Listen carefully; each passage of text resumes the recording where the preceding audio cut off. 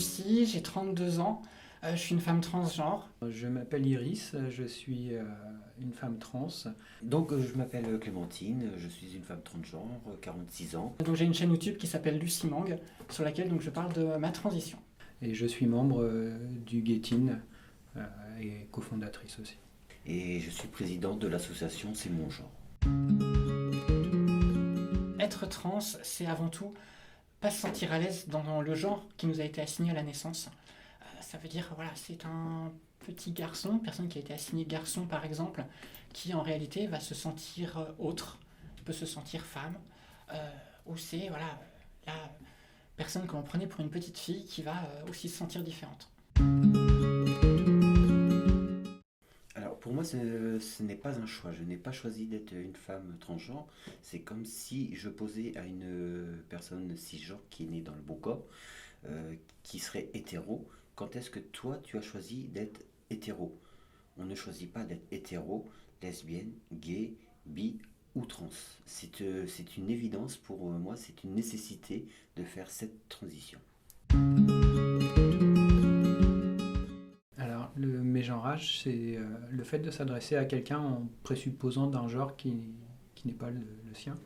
Et typiquement, moi, je suis une femme trans, et en arrivant dans une pharmacie pour aller chercher des hormones, j'ai la personne qui m'a accueilli qui s'adressait à moi: bonjour monsieur.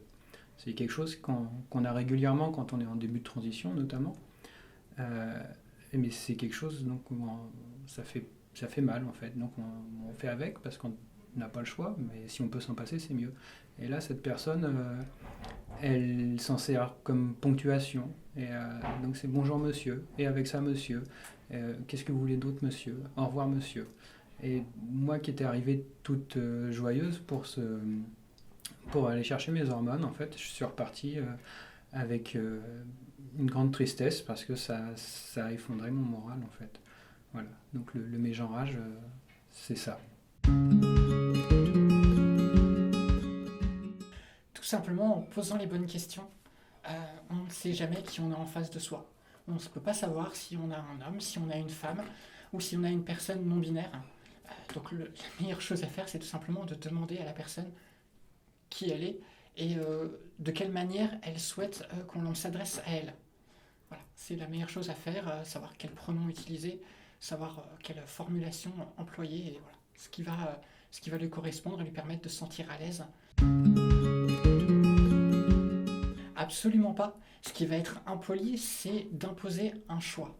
C'est-à-dire de dire à la personne, ah, voilà, moi je vais t'appeler elle, je vais t'appeler il, alors que vous ne savez pas qui est en face. Ça, c'est impoli. Et là, parce que vous imposez votre vision des choses et vous imposez un genre à une personne, au lieu de lui poser tout simplement la question.